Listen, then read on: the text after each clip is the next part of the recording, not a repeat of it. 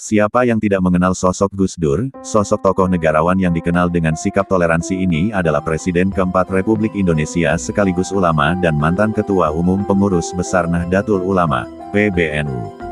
Gus Dur atau yang memiliki nama lengkap Kiai Haji Abdurrahman Wahid adalah sosok tokoh bangsa yang senantiasa cinta tanah air. Pernyataannya yang terkadang lugas dan nyeleneh sering kali baru diketahui makna setelah beberapa waktu kemudian. Salah satu istilah yang selalu diingat dari Gus Dur adalah, gitu aja kok repot. Selain sosok ulama besar, Gus Dur mendapat julukan sebagai Bapak Pluralitas Indonesia karena menjadi presiden untuk segala umat yang beragam di tanah air. Selain jabatan formal, Gus Dur telah menghasilkan banyak tulisan berupa artikel ataupun opini yang dimuat sejumlah media tanah air maupun mancanegara. Dari situlah banyak kata-kata bijak Gus Dur mengenai kehidupan, ilmu, politik dan banyak hal lainnya yang begitu inspiratif.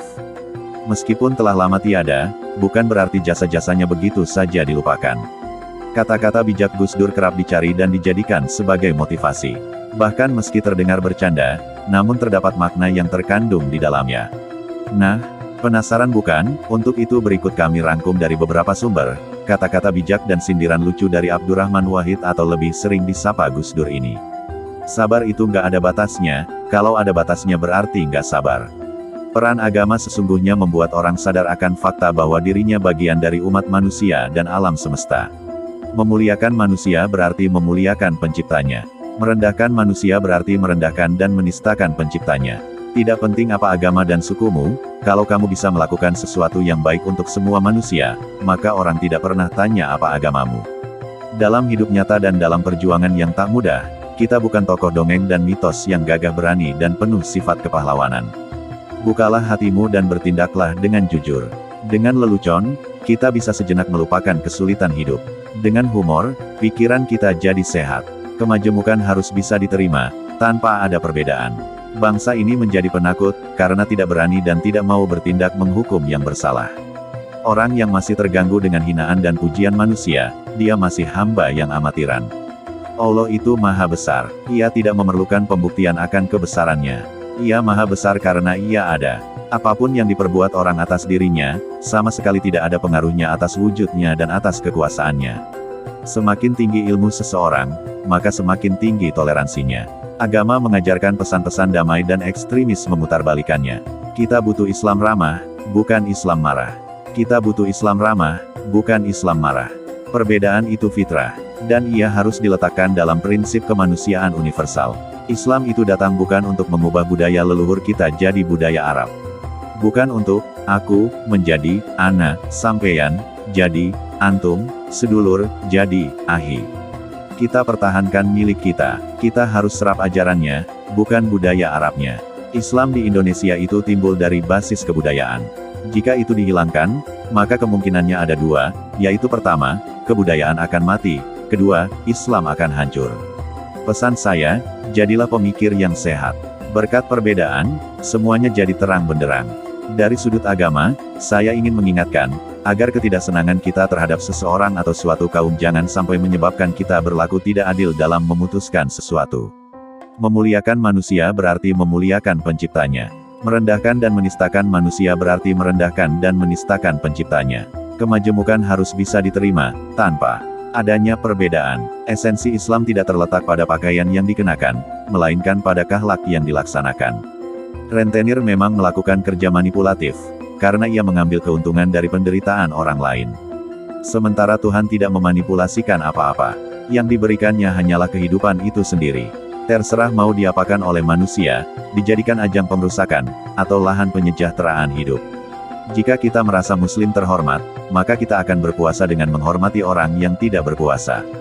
Jika kamu membenci orang karena dia tidak bisa membaca Al-Quran, berarti yang kamu pertuhankan itu bukan Allah, tapi Al-Quran. Jika kamu memusuhi orang yang berbeda agama dengan kamu, berarti yang kamu pertuhankan itu bukan Allah, tapi agama. Jika kamu menjauhi orang yang melanggar moral, berarti yang kamu pertuhankan bukan Allah, tapi moral. Pertuhankanlah Allah, bukan yang lainnya. Dan pembuktian bahwa kamu mempertuhankan Allah, kamu harus menerima semua makhluk. Karena begitulah Allah, menyesali nasib tidak akan mengubah keadaan. Terus berkarya dan bekerjalah yang membuat kita berharga. Tuhan tidak perlu dibela karena Dia yang Maha Kuasa. Tidak ada jabatan di dunia ini yang perlu dipertahankan mati-matian. Kalau Anda tidak ingin dibatasi, janganlah Anda membatasi. Kita sendirilah yang harusnya tahu batas kita masing-masing. Memaafkan tidak akan mengubah masa lalu, tetapi memberi ruang besar untuk masa depan. Sebenar apapun tingkahmu, sebaik apapun perilaku hidupmu, kebencian dari manusia itu pasti ada. Jadi jangan terlalu diambil pusing. Terus saja jalan. Perbedaan dalam berbagai hal termasuk aliran dan agama, sebaiknya diterima, karena itu bukan sesuatu masalah. Tuhan tidak perlu dibela, Dia sudah maha segalanya. Belalah mereka yang diperlakukan tidak adil. Bukalah hatimu dan bertindaklah dengan jujur. Saya sudah pernah bilang, mereka itu masih seperti anak TK. Buktinya girang banget ketemu sama si Donald. Sebuah masyarakat tanpa spiritualitas hanyalah akan berujung pada penindasan, ketidakadilan, pemerasan, dan perkosaan, atas hak-hak asasi warganya. Negeri ini paling kaya di dunia, tapi sekarang negeri ini menjadi melarat karena para koruptor tidak ditindak dengan tegas. Humor tidak bisa menjatuhkan pemerintah. Tetapi humor bisa membantu membusukkan suatu rezim. Tragedi bom Bali yang terjadi di ambang Ramadan adalah sebuah teguran ilahi tentang berjangkitnya epidemi perilaku iblis di kalangan masyarakat yang semakin hari semakin sering melakukan kekerasan. Saya tidak peduli, mau popularitas saya hancur, difitnah, dicaci maki, atau dituduh apapun. Tapi bangsa dan negara ini harus diselamatkan dari perpecahan. Menyesali nasib tidak akan mengubah keadaan, terus berkarya dan bekerjalah yang membuat kita berharga. Marilah kita bangun bangsa dan kita hindarkan pertikaian yang sering terjadi dalam sejarah. Inilah esensi tugas kesejarahan kita, yang tidak boleh kita lupakan sama sekali. Hanya ada 3 polisi jujur di Indonesia, Patung Polisi, Polisi Tidur, dan Hoe Geng. Kalau mau melakukan perubahan jangan pernah tunduk pada kenyataan, asalkan kau yakin berada di jalan yang benar, maka lanjutkan saja.